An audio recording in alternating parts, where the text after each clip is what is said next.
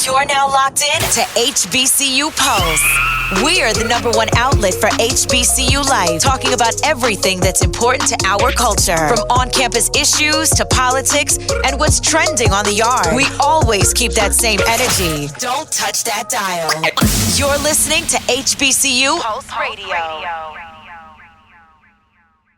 You're listening to the HBCU Sports Playbook on HBCU Pulse Radio. What's going on, everybody? This is Randall Barnes, the founder of HBCU Pulse and the host of HBCU Pulse Radio, in the building for another special edition of the show. On today, we're talking all things HBCU football and HBCU sports.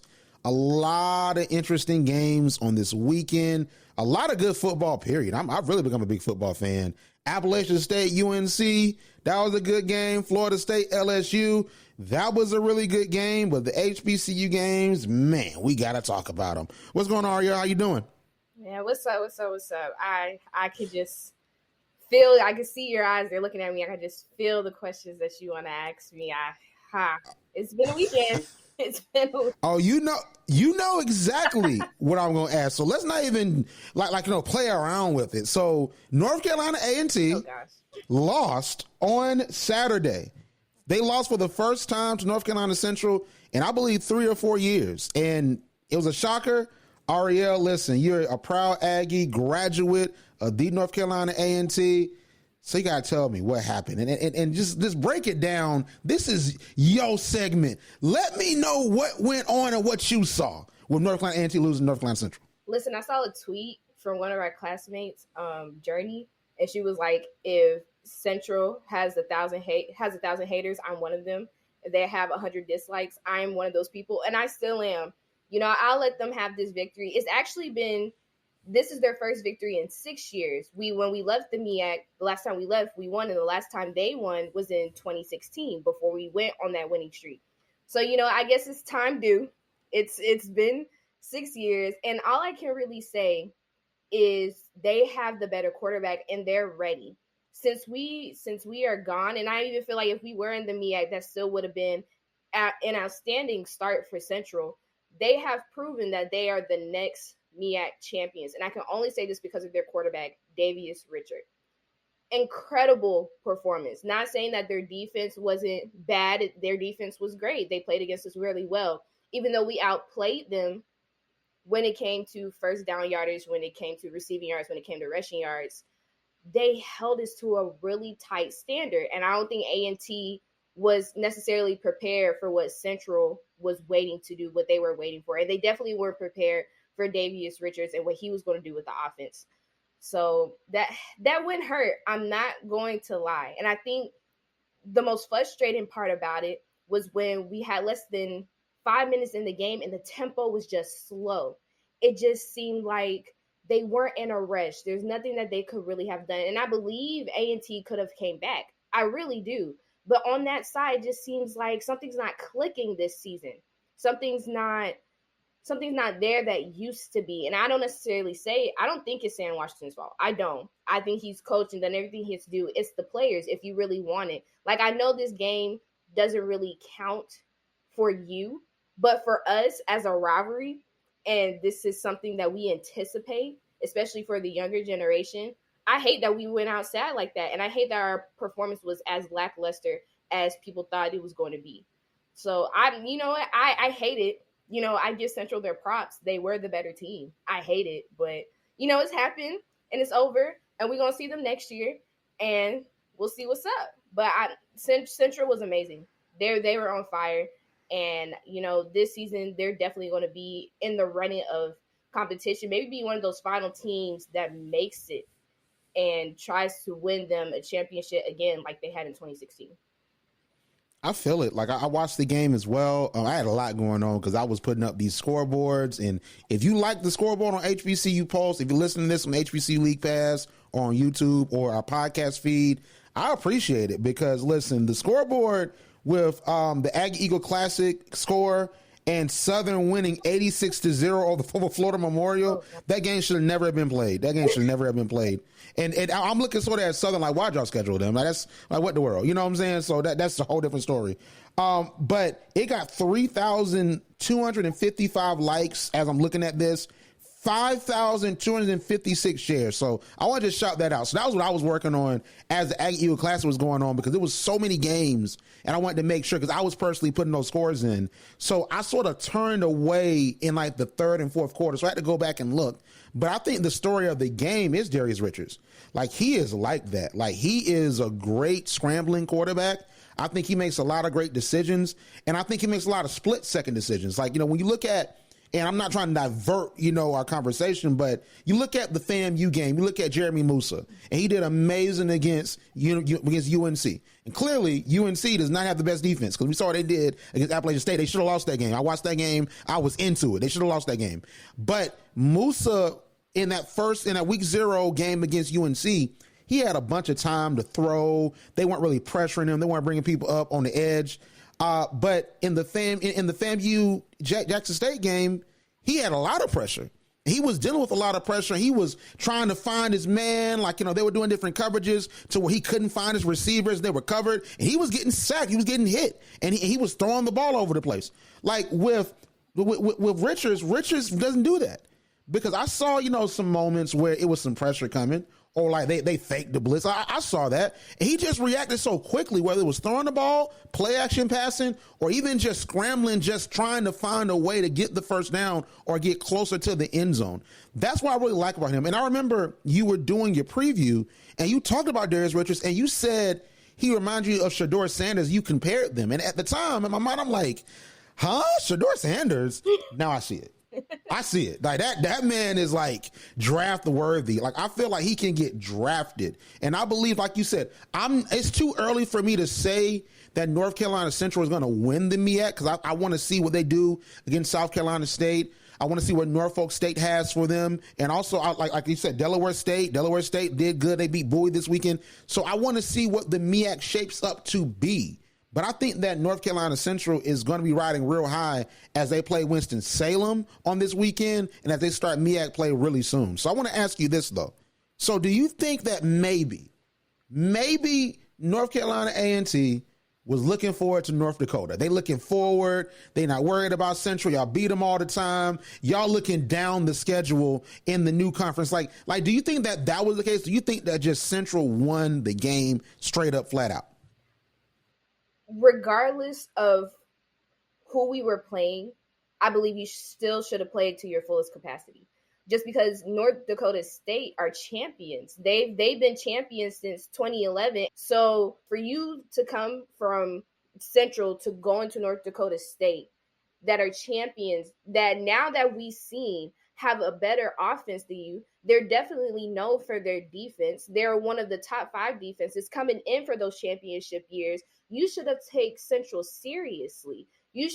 At that point, I think Sam Washington was thinking, okay, well, these are the players that I need to keep, and these are the players that need a little bit more practice, and I'm going to have to switch my whole lineup. And he's going to have to switch some of the plays that his offensive coordinator was coming in, because every play that he put in, Central's defense knows. And it's funny because some of Central's coaching staff used to work for Sam Washington, and now they're over there. So you had a team that knew some of your plays, maybe coincidentally. You had a team that's been playing you, and it's a rivalry game.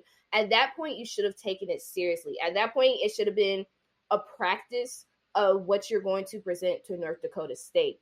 So I don't think we let them win. I think this was a true win for Central. I don't want that to get that confused. They definitely outplayed us. However, the Aggies did not take this seriously. The Aggies have a lot of work to do, especially since you're going against North Dakota State next week. And it's something that you're going to have to think about in your mind. Is this the season where you guys want to improve? Because Central, you've seen it. From last year to this year, they are a better team. They were a good team, but now they're a better team. A&T went from a good team to we're still trying to figure some stuff out. And you never want to make that transition into a new season. You always want to solve problems that you had last time. And there are certain things that I see that are going to be repeated this season for A&T. And I don't think that's good. I totally agree. Now, I have to ask you this question before we move on. because North Carolina A&T was a dynasty and they dominated HBCU football for a minute. And we all have talked about, we've said it on this podcast, that we want to see, before Deion Sanders ultimately leaves, let's be real, okay, we want to see Jackson State versus North Carolina A&T. North Carolina A&T was the power for the rest of the 2010s. Jackson State is clearly going to be a power as long as they are in the HBCU scene with Deion Sanders and his recruits. So do you think that North Carolina A&T's greatness is over? Because, you know, I think that that's a trick question to me, because when you're playing HBCU competition and you're leading the pack, I mean, that's great. But now you moved up to a different conference. And now to recruit on that level, to really vie for championships and titles on that level, especially trying to go to the FCS playoffs, that's a different field of play. And not to say HBCUs don't compete at that level, but it's a different ball game. You know, so do you think that maybe the shift in the conferences has messed up North Carolina A&T? Or do you think that just, like, you know, it's their Golden State Warriors 2019, 2020 year? You know, where it's like, hey, we just won 3 championships. We're on the decline now. Steph got injured, so now we out the playoffs. But then we win in 2022, so it's all good. Like, what do you think? I want to say this is their 2021, 2022 Buccaneers year. You know, you're figuring out some stuff. You don't have the best players on your team right now. You have a mild quarterback. You have a coach that is, you know, still trying to figure out who his team is and not having same old reliables. And I think A&T is in waiting water. You know, you went, and I think it's difficult, and any athlete can say that. It's kind of like when you've been a college athlete for 4 years and then you get out of college and it's like, I don't know what to do. You've been in the MEAC for so long and now you have to grow. This is like growing pains. You have to grow and play better competition. You got to play more schools that probably have better facilities or better recruitment. And it's all an adjusting period. And this is the point of seeing like how you adjust. Like if A&T had a Hard Knocks, I think that would be great. So that we can see what's been going on internally or just get a viewpoint of that. I think A&T is in waiting water. Now, if you sink or swim is up to you. If you choose that you want to be the best and you want to continue that dynasty and continue of having that pedigree that we produce championships, then that's up to you to fix it. But if you want to go into, well, we're at HBCU school and we're playing more competition, even though it's great, our players are just not doing what they need to do and we're not going to push them forward, then you're going to sink. And this weekend, I believe A&T is going to have to show people whether they're going to sink or they're going to swim. Because right now, you looked off the trophy of a championship and you're sinking. They're sinking just a little bit. And I'm not used to that as an Aggie. You know, I've been there through championships. I'm not used to that. That's not what I like. So hopefully when they play them, I mean, if they do lose against North Dakota State because of their background, because of North Dakota State's background, I'm not going to be as disappointed, but I want to see better effort of moving the ball down the field, pushing the ball down the field, taking those really cheap shots, just like Darius Richard did. He wasn't scared to go down the field for 20, 30 plus yards. He wasn't scared of those interceptions or throwing it through traffic. He took that leap. And most of the time he was granted and guaranteed, hey, we're going to do this 20, 30 plus yard. I want to see that. I want to see more of the running game. I don't want to see as many drop passes as they had. I want to see protection of the quarterback. I want to see the quarterback moving. I want to see him taking those shots when, you know, none of your players are available. Those are the things that it's like the little things. Those are the things that they're going to have to fix. Not trying to have all those penalties, all that cheap talk. You can't do it right now. You're not the best right now. That's something you have to prove. So it's one of those things where I'm not going to say they lost it. They're just in waiting water. And this weekend, I want to see if they sink or swim. I totally agree. And they're going to sink. I'm not going to lie to you. I love A&T. Let's be real. I love y'all, but y'all going to sink. It's North Dakota State. Let's be real. And I want to even say this, you know, First Things First is back. I watched First Things First. They're on in a new time slot. They're on at 3 p.m. So I watch it, and it's been really good. New studio, all those different things. And, you know, sometimes some things that make me upset is that when people that cover sports don't know sports, especially when they get to a national level. And Chris Broussard was talking about the 49ers quarterback situation, right? And talking about how they signed Jimmy Garoppolo and how should Trey Lance feel. And Chris Broussard had the nerve to say when Nick Wright said, well, Trey Lance won a national championship in North Dakota State. Chris Broussard was like, North Dakota State? How many NFL players have North Dakota State? And I tweeted, I said, Chris Broussard, do you realize that North Dakota State is one of the best football teams in college right now? FBS, FCS, NAIA, Division II, whatever. They're one of the best teams, period. And I feel like people sleep on that. Well, oh, how many draft picks do they have? What does that matter? Like, that literally does not matter. They dominate, and they typically dominated HBCUs. So for me, how I look at it is that I want A&T to go out there and win. I want them to compete. But I'm not encouraged from what I saw because North Carolina Central has gotten better.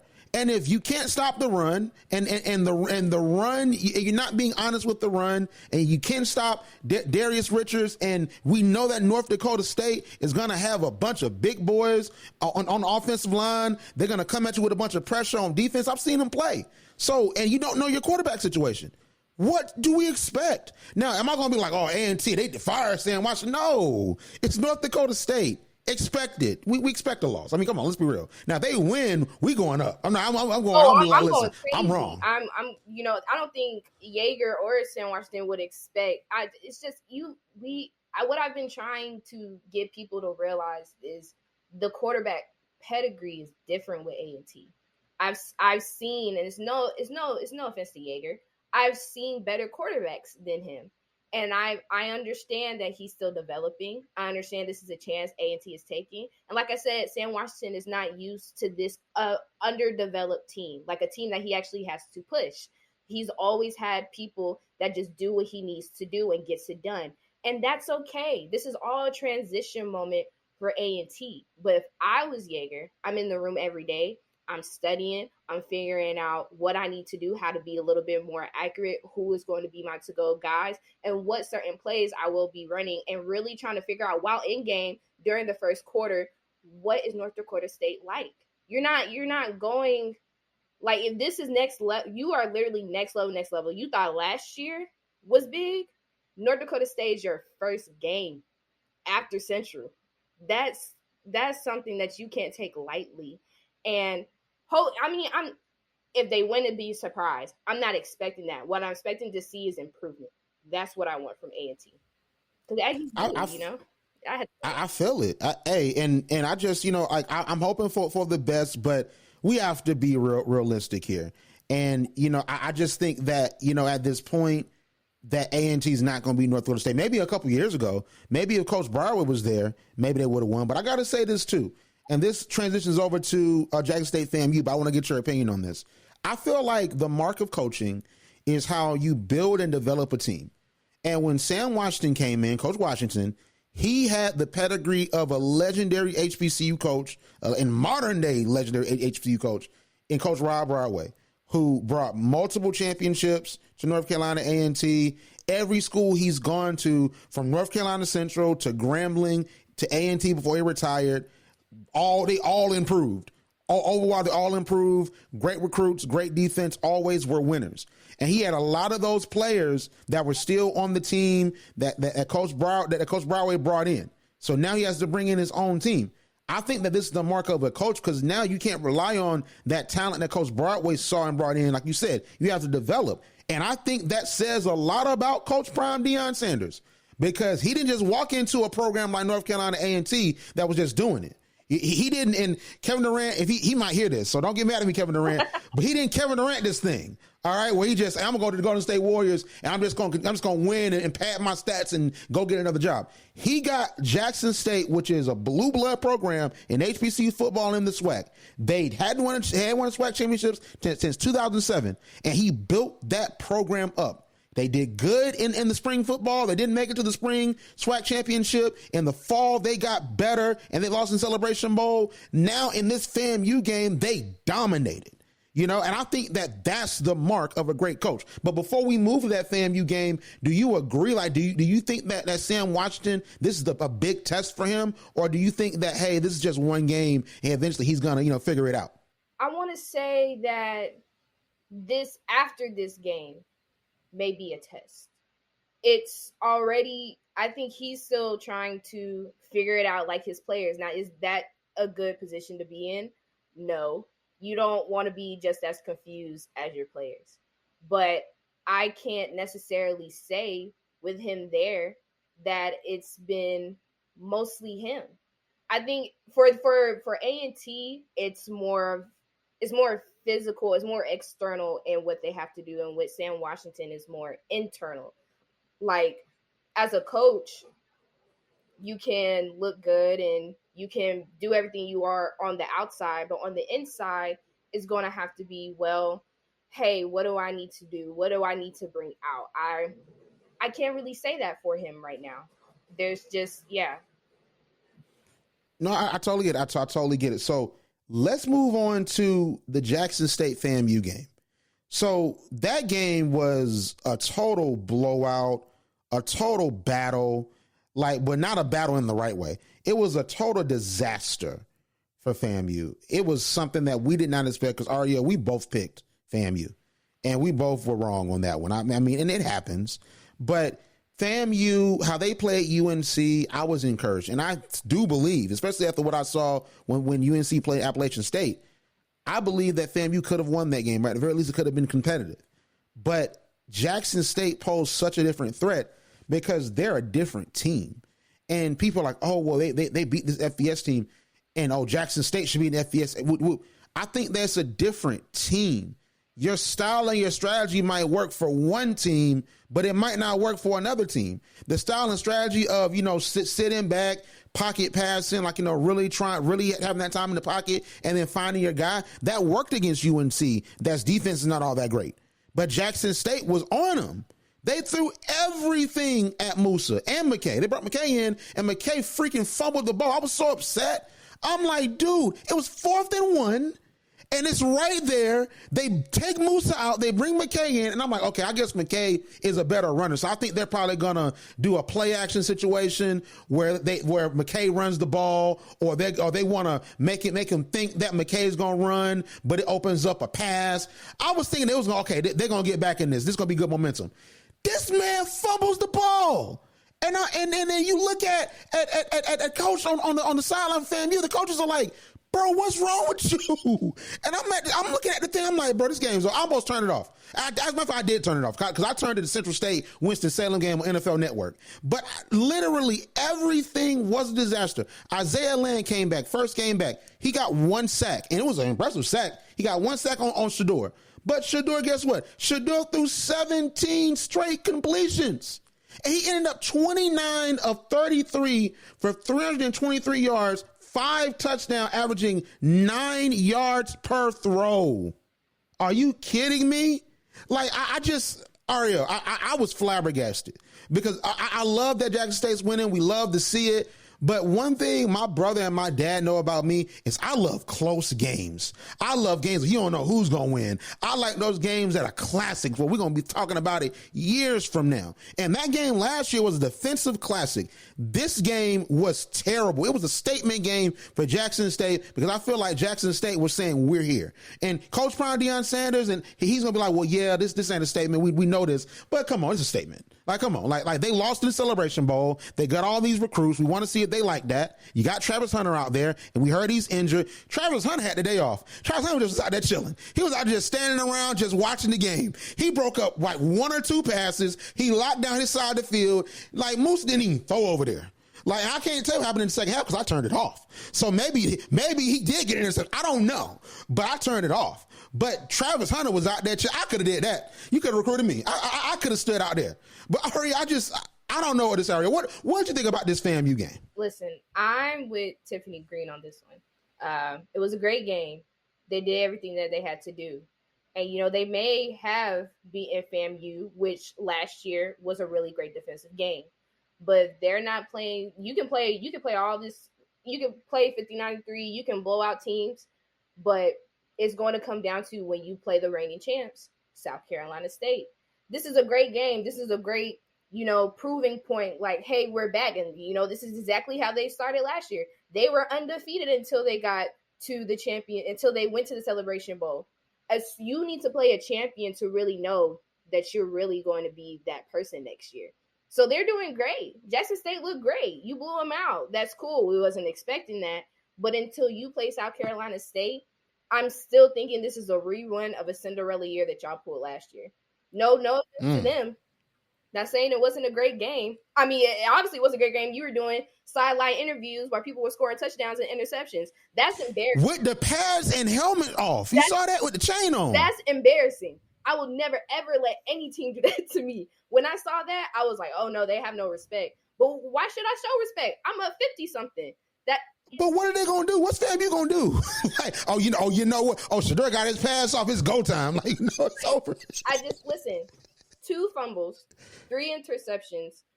All FAMU could calculate for is a field goal. And every single time, 3 and out. When I tell you that 4th down fumble reminded me of the LSU and FSU game, they was this close. They were this close. If that touchdown would have been momentum for them. Not securing that and letting them dominate you, that's what ruined FAMU. And like we said last episode, FAMU is going through a lot. But through opposition is where you're supposed to show your strength. And I just wasn't thinking that FAMU was going to go out this way. I'm disappointed, honestly. Listen, no words. I still stand until Jackson State plays the champion. They're going to be great, and I hope they bring the same momentum to South Carolina State. But FAMU, man, I need to get together because that was an embarrassing game, an inappropriate game. Like, why? What was the point? And here's the thing that, when it comes to Jackson State's schedule. So, ironically, they play South Carolina State in the MEAC Challenge next year. And I would assume Deion Sanders will still be there at that point. And you always got to say that when it comes to him because he's doing a great job. So, they might be like, listen, man, $100 million, leave now.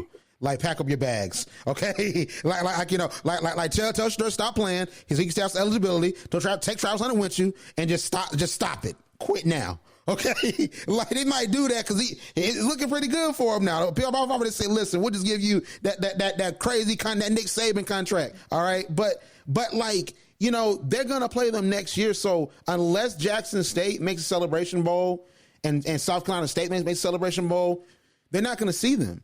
But the thing with the schedule is that they're playing pretty much the exact same schedule this year. They're playing Tennessee State this week, and we'll talk about that in a second. They play Southern, which is probably going to be a test. They play Alcorn, which Alcorn has gotten better. And then Grambling could be interesting because you have Hugh Jackson down there. They got some great transfers and some great recruits for Hugh Jackson. But, like, I don't really see a loss for them because you had Alabama A&M that got destroyed, by UAB. So, I mean, like, it just doesn't look like Jackson State is really going to take a loss. And I think that they're going to go to the Celebration Bowl. And I want to say this, too. It's been not real conversation, but this has been conversation on the HBCU Twitter streets, all right? A lot of people are thinking that Deion Sanders and Jackson State are going to win out the SWAC again, win the SWAC championship, and they're going to say, hey, we're not going to Celebration Bowl. We want a playoff bid. Like, I think, let me ask you this, and this is sort of an audible. We didn't discuss this, but I've been hearing this. Do you think that they do that, or do you think they run it back Celebration Bowl? What do you think? I wish people could see my face because I'm just and it's not an official conversation. Yeah. It's just people think that. And you know what? People have a right to think that. Jackson State hasn't shown them any other. I personally believe, I don't think Deion would allow that without allowing the school. I think that would be robbing the school of having a trophy case. Like, it's cool, it's cool to win it. It's cool to win. It's cool to win the Celebration Bowl. Like that's a lot saying. And despite all the original and organic debuts and all the advertising that Deion brings himself, I think that would be something the school can have and can say, hey, outside of that, whenever we don't have Deion, we have this, we can leverage this, we got that. They can't say anything about this. So I think if they did that, I would personally be robbing Jackson State, which we personally brought Deion for to bring us a championship. Don't do that. Do that like next year, not this year. If you have the chance to go win again, I would say get the trophy and then whatever else y'all decide to do because y'all are tired of being undefeated. Y'all are tired of rolling through all these schools. Do whatever you got to do. But do not rob this school of a celebration trophy. That's not cool. I totally agree. Now, I want to say this again, that is not anything that's come out, because I know we're a reliable source. People be like, oh, for real? The HBCU Post said they're not going to Celebration Bowl. And then I get a call from Jackson State. No, we're not going to have that happen. All right? Because they going to find people be finding my number. It's weird, okay? So they might just find my number. I'll be like, hello? Hey, is this Randall Barnes? like, yeah, this is Randall. What's going on? Hey, man, listen, that's a darn lie. And you don't cuss. That's a darn lie. That's a darn lie. Like, we not going to why the hell Coach Brown sounding like a white cowboy? It's crazy. I'm gonna try that again next week. Okay, sound like a white cowboy. But no, that's just something that's been happening, and I've been hearing on the Twitter streets. But I don't see a loss for him. And I think this goes to a great conversation. Like a lot of people really see, I see the path for them being undefeated. Like I see, and the only challenge I could possibly see, and this is possible outside of an HBCU, they play Campbell, and Campbell has a strong offensive line. They had a very strong recruiting class. I think they ranked a little bit above Jackson State in their overall recruiting rank for FCS. So I think that possibly could be a battle. But I think that we need to start talking about Jackson State as a top FCS program. Like, do you think it's time? Like, do you think that we can now say that, listen, like they're an amazing HBCU program. They need a Celebration Bowl to sort of solidify it, but they are one of the best programs in the FCS period. And if they make the playoffs, we believe at the very least there's a puncher's chance that they could win. Like, do you think it's time to have that conversation? Oh, it's not even a conversation. It's already guaranteed. They are one of those top teams. It doesn't matter how young they are. It doesn't matter how long it's been. They have solidified that, and nobody can take that away from them. They are that team.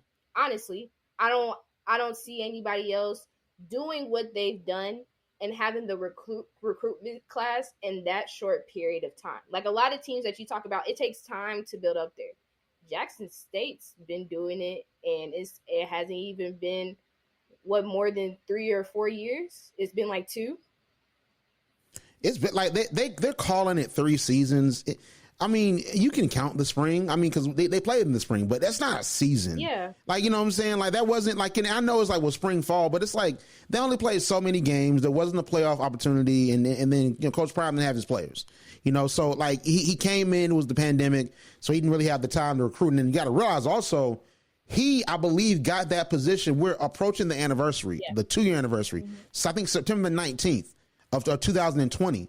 So if that was now, that means you're hiring a head coach almost in the middle of the season. So that wouldn't have happened. He probably would have gotten hired June or July, probably after July 1, because that's when the new fiscal budget rolls in for colleges. So he probably would have got hired. They probably would have confirmed him in like May, June, July 1. Things are signed. He has his press conference, starts his recruiting, training camp and whatnot. But because of the pandemic was so weird with COVID, it's like they hired him in September.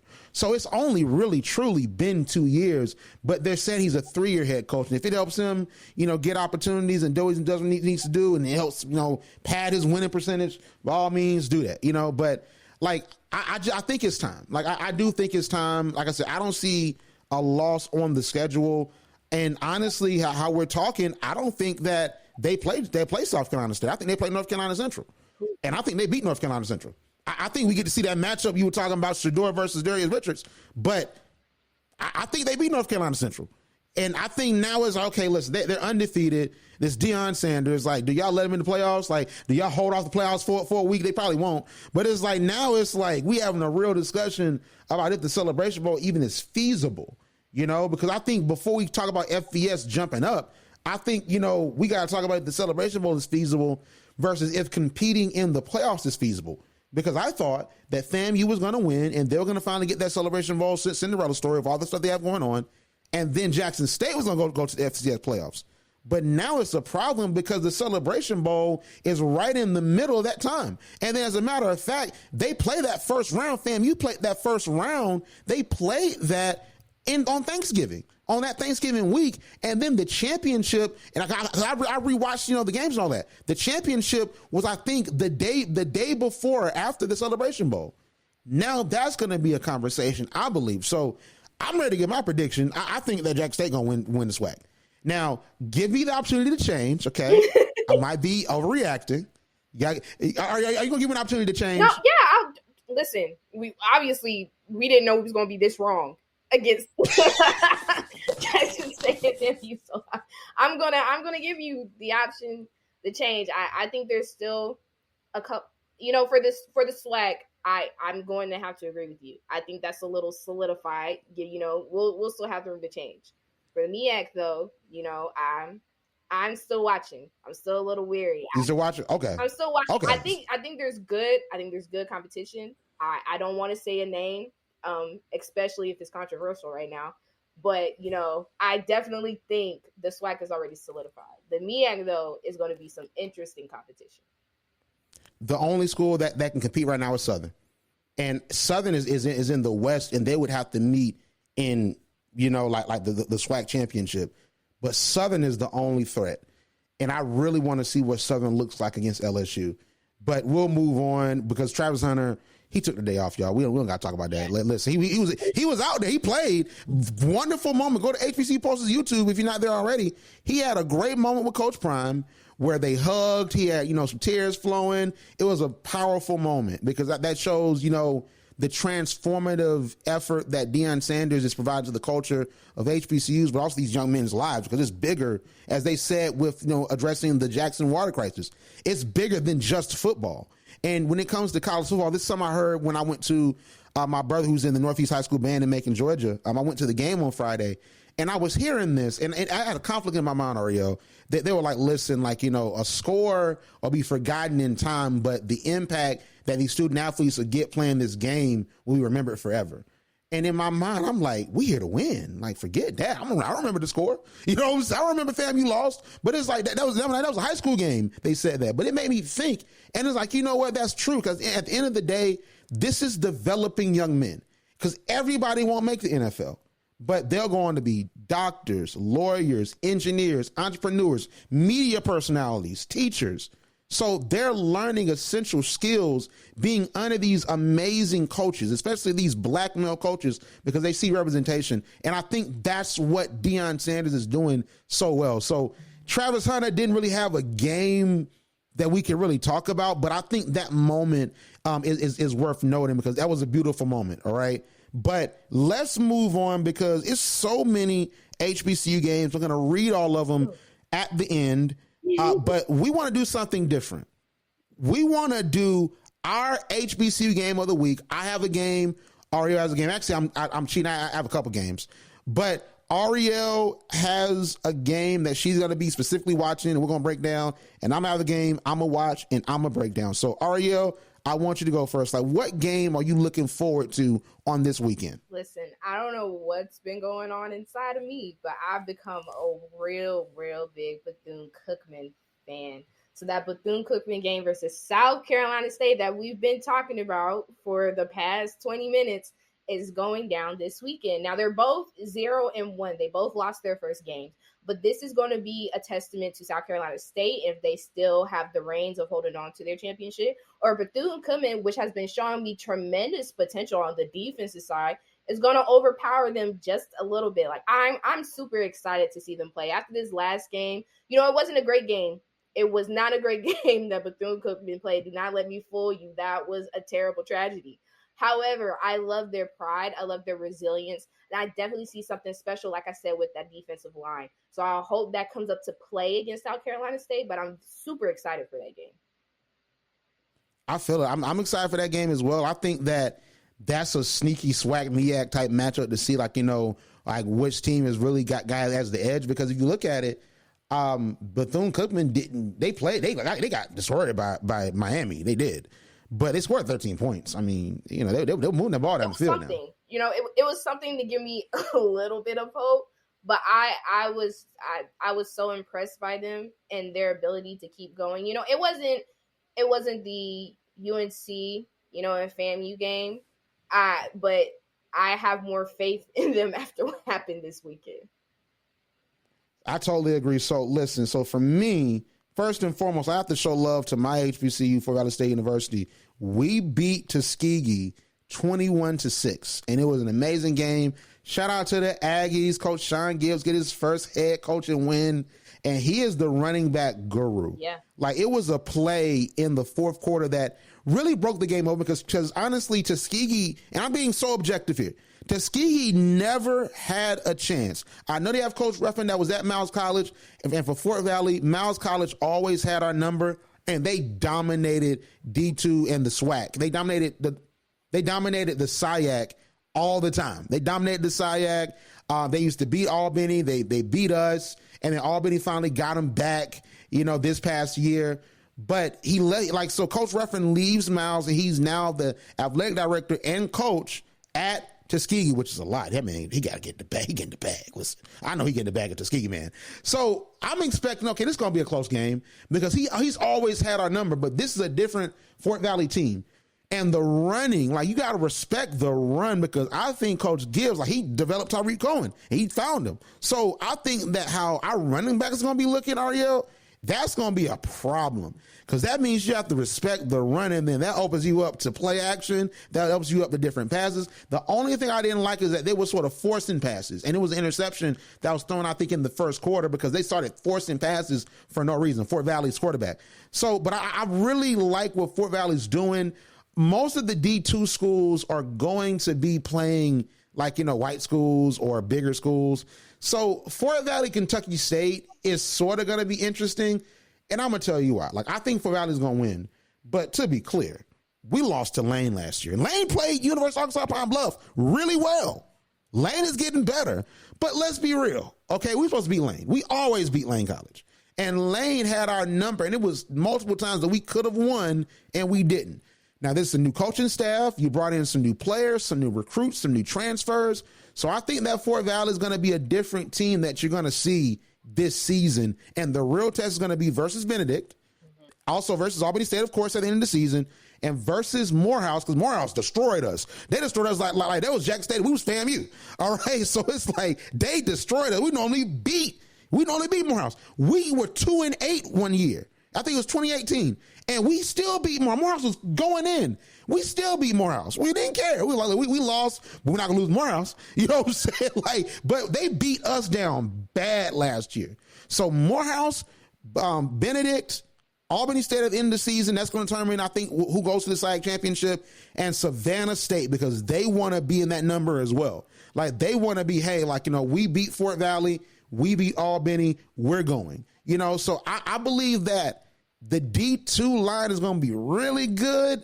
Well, we're going to see how this Kentucky State game looks, because if Kentucky State comes out and wins, everything I say is out the window. I'm upset, okay? I'm going to have to think about wanting to talk about Fort Valley again because I'm going to be upset. I don't know what I'm going to say. But it's looking really good, Arielle. Y'all have some great coaches down there.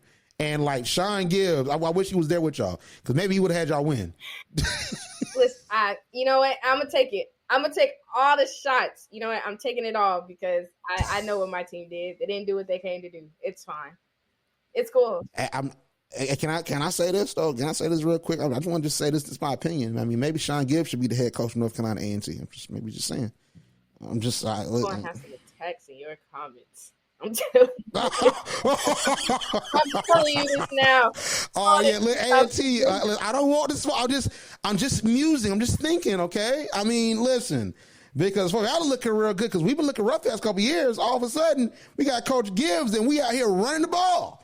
Listen, holes in the defense. Buddy ran through that, got a touchdown. I could have ran that. I'm slow. Listen, I could have ran. I got to start working out more. I got to start eating better. I could have got a touchdown with that gap that was there. So it's listen, the line is looking good.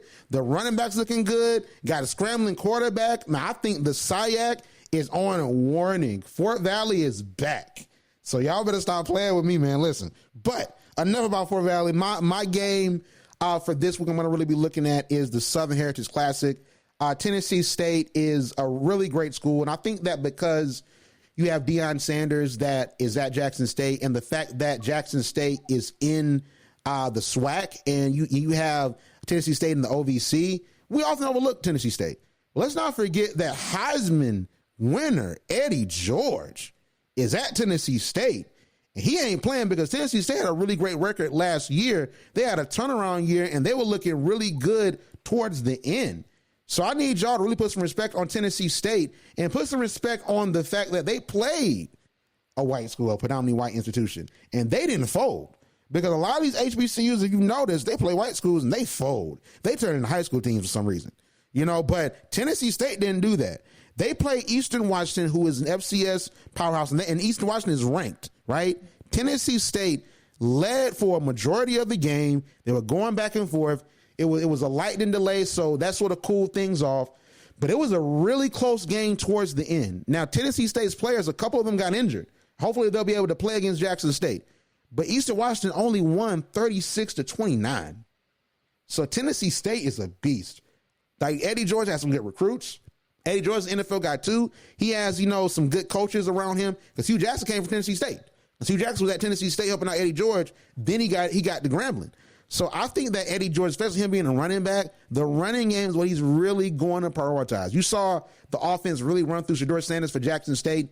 I think that if Tennessee State looks at the game and looks at what Jackson State did against FAMU on offense and defense, I think that Tennessee State needs to have Jackson State respect the run because they have some great runners, and I think that they were moving the chains a lot against Eastern Washington. If Tennessee State starts running the ball, makes Jackson State respect the run, and then really starts throwing passes and don't force passes, I think that they have a chance to win. Do I think they're going to win?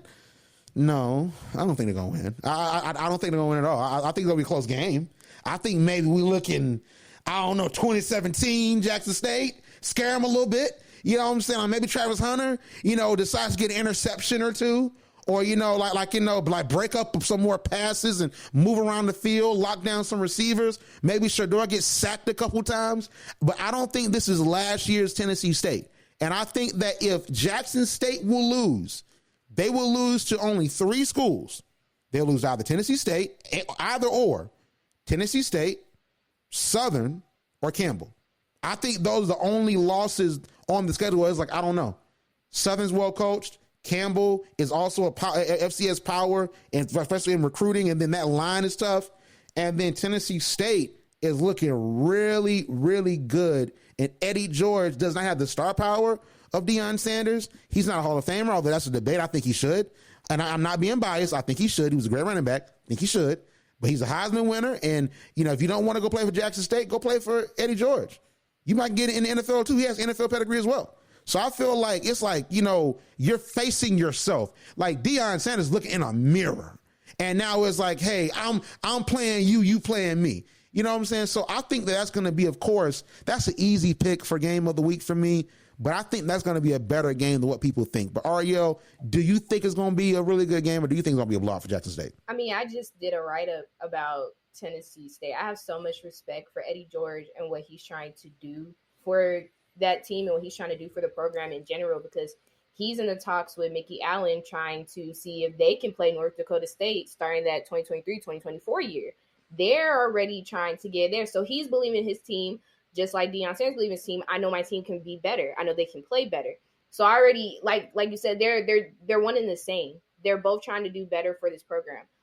I respect the run game a little bit more for Tennessee State. I believe that Jackson State is more of a pass option offense. If they can pass the ball, and that's majority of what they did kind of against FAMU. I don't think FAMU really had that kind of setup where they didn't let them. Shedeur was just throwing it down the field. So, but that's a team that they knew they can do that against. I know when Deion Sanders sees Eddie George, y'all gonna have to stop this man. This man is built differently. This man has built his running backs differently.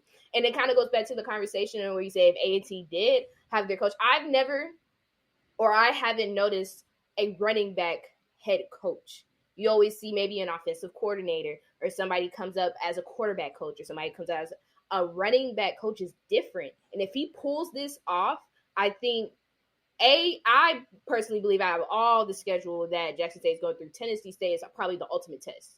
If they can beat them, I say it's smooth sailing.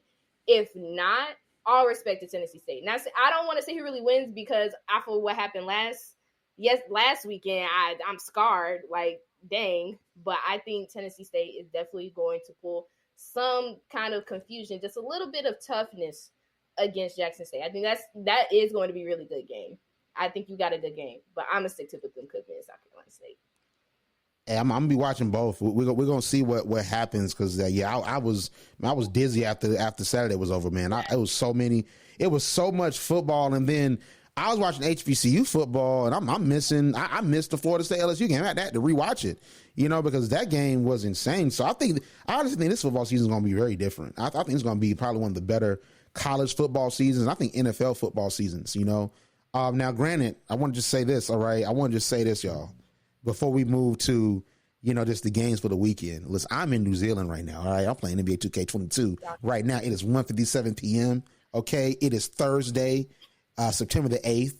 The game comes out September the 9th at 12 a.m. I'm in New Zealand right now. Am I in New Zealand for real? No. Now, if Arielle said, I believe her, okay? Arielle, listen, she be tripping, man. She just be all everywhere. She be road tripping. She be on the PJ, you feel me? But I am virtually... in New Zealand on my Xbox Series S, and that 2K is looking real good. I can't say the same for Madden, okay? Can't say the same. Maybe one day the NFL and also college football, when they bring college football 23 or 24 out, hopefully, they'll get a good football game. But one thing I'm always proud of is NBA 2K going to show out. Oh, my God, they're going to show out. Listen, I just want to just say that, Arielle. Like, listen, we in New Zealand, the vibes. We in New Zealand. Just said I'm overseas. Can't nobody touch me. I'm here with it. Like, what y'all doing? Y'all in the States? Oh, I'm over there. That's cool. Yeah, man, listen, it's already Friday for me. Listen, I'm ready for the weekend at this point. It's Saturday in a few hours over here in New Zealand, man. All right. Wrap it up. Let's go. Wrap it up. Oh, man, but I want to say this, too, before we also move on to the score. So I want to say congratulations to Urban Edge Network and HBCU League Pass. They just signed a historic deal, Arielle. They signed the Gulf Coast Athletic Conference to a media rights deal. They're going to be streaming their games on HBCU League Pass as well as campus events. So this is huge because, League Pass, they're partnered with Pulse. We have our channel on there, Channel 201. And Urban Edge has done a lot of great things for Pulse already and gave us a lot of amazing opportunities. So this is amazing. So you're going to be seeing Dillard University. I want to get the actual list. Let me pull up the list because I want to give every HBCU in the Gulf Coast Athletic Conference their flowers. Because when you look at the Gulf Coast Athletic Conference, Arielle, it was a lot of schools that were in there. It's a great history. Loyola University was in the Gulf Coast Athletic Conference. So they have a lot of great history. And I think that when you look at the SWAC and the MEAC especially, and even the CIAA, I think that oftentimes the SIAC gets left off, even though you have Morehouse and Fort Valley and Albany State and Savannah and Clark Atlanta, and even Benedict, but I think the Gulf Coast Athletic Conference really gets left out when we talk about HBCU conferences. So the schools include Dillard, Fisk, Oakwood, Philander Smith College, Rush College, Southern University of New Orleans, Tougaloo, and Wiley. So those are the schools that are in the Gulf Coast Athletic Conference. They matter. So I really love that HBCU League Pass did this. They're going to get, some social media love from Roland Martin because Roland Martin was there. He's really tied in with HBCU League Pass as well as Urban Edge Network. And you already know we're going to give them love too. I mean, come on, we're going to give them love too. That's automatic. We already show love. When I tell you, Arielle, I want to say this, that we're going to move on for real. But I got love for Fisk University. Did I tell you about my trip to Fisk University, Arielle? No. I'll tell you about that. I would say I had some fish. I came on a Friday. That fish was amazing. Oh my gosh. That fish they had, man, all they needed was some grits. That's all they needed because they didn't have grits because at Fort Valley we had fish and grits. Really? They didn't have grits. That was the only thing. Yeah. I've never heard of an HBCU doing I know fried fish Fridays or fried chicken Fridays, but for an HBCU to do grits, A&T, I'm gonna need you to get on that, please. Please and thank you. And listen, for that's one thing we got on A&T. Then Fort Valley, we got y'all's coach, okay, and we got the grits on Friday, okay. We love to see it. But that man, listen, Fisk always gonna have love for me. I'm always gonna tell that story, and I'm not ashamed because that fish was immaculate. Like I got seconds, and I couldn't even eat the seconds. It was so crazy. I was just talking. I was eating. So man, listen, Fisk, y'all always good for me, man. Y'all fry up that fish, man. Y'all do real good.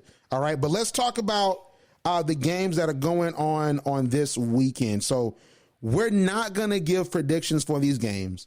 We're just going to list them. And what we're going to do is that at some point, maybe next week or even this week, we're going to try to list off all of these games. I know that there were some people that were trying to figure out where the games are, where they're airing, and it gets confusing. So we're going to start putting that out, and I want to definitely let you all know what games coming on this weekend. So no Thursday games. So no games on Thursday. So on Saturday, Central State versus Lincoln University of Pennsylvania, Chowan versus Tusculum, Frostburg State versus West Virginia State, Presbyterian versus Virginia University of Lynchburg, Saginaw Valley State versus Bowie State, St. Augustine's versus Limestone, not Livingstone, Limestone, Lane versus Benedict. That's going to be a really good one. Mm-hmm. Lincoln University of Missouri versus Northwest Missouri State. I want to specify that if you guys don't know, there are two Lincoln University of Missouri's. There are two Lincoln Universities. It's Lincoln University of Missouri and it's Lincoln University of Pennsylvania. So Lincoln University of Pennsylvania, like I said, they're playing Central State out the SIAC. And you have Lincoln University of Missouri. They're playing Northwest Missouri State. All right. So Alabama State is playing UCLA. That's going to be interesting. That's going to be a very interesting one. They're 2-0 now. They beat Miles last week, so we're going to see what Alabama State does. But they're playing UCLA. Must be the money. Okay, so North Dakota State is playing North Carolina A&T.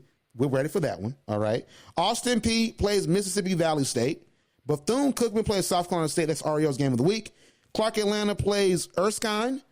Elizabeth City State plays Livingstone. James Madison, they're now an FBS program. They play Norfolk State. So we're going to see what Norfolk State does against now FBS competition, okay? Valdosta State, man, Valdosta State is no joke. They play Virginia Union. I wanted to say that's a dub for that Valdosta State. No disrespect to Virginia Union, but I don't think Valdosta State has ever lost to an HBCU. Like, they're just like that. And I root against them all the time. So Virginia Union, you have my support, but Valdosta State's like that. So that's interesting. Like, don't schedule Valdosta State. Do not schedule them. Do not schedule Valdosta State. I'm just gonna let you know because it's the side could tell you they tough. All right. So, but Valdosta State plays Virginia Union, University of Arkansas, Pine Bluff, tough matchup against Lane College. They play on this week North American. Grambling State plays Northwestern State. That is gonna be on HBCU League Pass. So make sure to check that out. Now, if things change, just make sure to stay tuned to social media. I'm hearing that game is also listed to be on ESPN Plus. I do not have any confirmation of that, but all I know is that I was told that game is going to be on HBCU League Pass. Make sure to tune in. All right. Of course, my game of the week, Jackson State plays Tennessee State. Miles College plays West Alabama. Troy University plays Alabama A&M.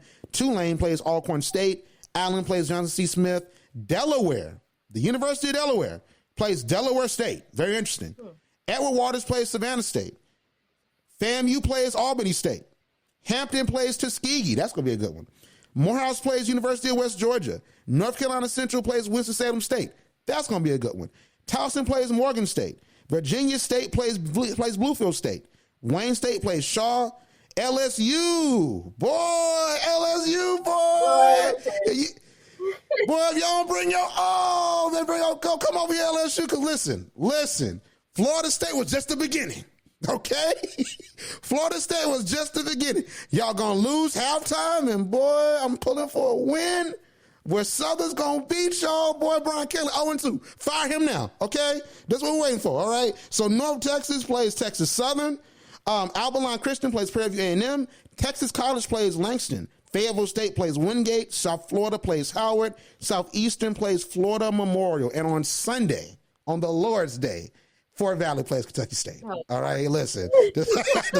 On the Lord's Day, listen. Just saying. Like Fort Valley plays Kentucky State. And I'm reading this off of Onadon, their legendary HBCU sports site, and they have all of the games listed, and they will have the scores. So thank you to Onadon. Like, the reason why we have the scoreboards is because they're breaking the scores. And we also look at ESPN and other sources, but they're really clutch. So shout out to Onadon, and I want to spell them out. So make sure to go to ONNIDAN2.com to see all of the games listed. But Arielle, where can we find you on social media? You can find me on Twitter at @Screwy__, or check out my website, theunaxedopinion.weebly.com. Love it. So make sure to follow HBCU Pulse on Instagram, the HBCU Pulse on Twitter and TikTok. Make sure, if you're not watching already, to watch our channel on HBCU League Pass, channel 201. And also subscribe to us on YouTube if you haven't already. 14,400 subscribers as I say this. So we might hit 15,000 really soon. And I appreciate everyone for supporting us over there. So make sure to continue to stay tapped in. We have a lot of amazing stuff coming. But thank you so much for tuning in for today. And as always, we'll see you on the other side. Like what you hear? Yeah. Subscribe to HBCU Pulse Radio on Apple Podcasts, Spotify, or wherever you get your podcasts. Also, head to hbcupulse.com to stay up to date on what's going on in the HBCU community. Thank you for listening to HBCU Pulse Radio.